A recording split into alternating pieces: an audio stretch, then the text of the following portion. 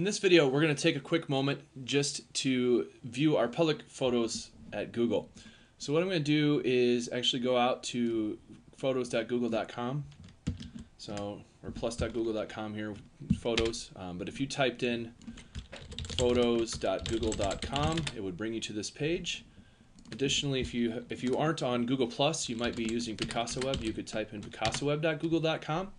Either way, it'll bring you to the correct page. Now, PicassoWeb may look a little different. If you're actually using PicassoWeb, it'll actually look like this, and you'll see your albums here. But you'll note that the one that we're really concerned about is the photos from your garden at Phoebes Garden. So I'm going to do this with the Google Plus view, assuming most people will be on that in the future. But again, if you're on the older version where you don't have a public profile at Google, you can still use Picasa, and that works just fine as well. You'll just have to, it'll look just a little different than what we're doing here.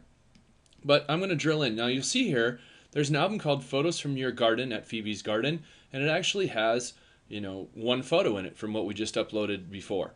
Now eventually you'll have more in there, and you may have way more than just a couple albums.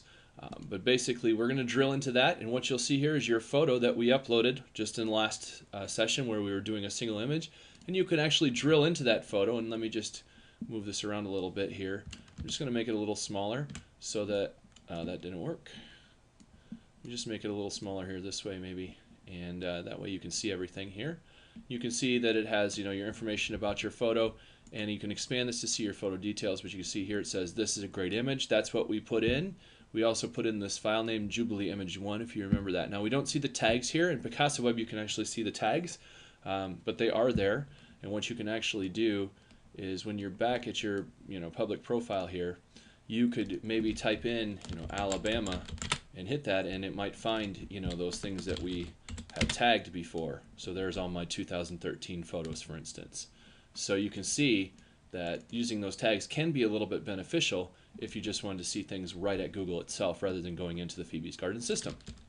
One last thing, when you're on this, just make sure that you are aware that you can quickly use these to go to albums or photos or highlights or whatever it is that you want to see. And of course you can watch their video.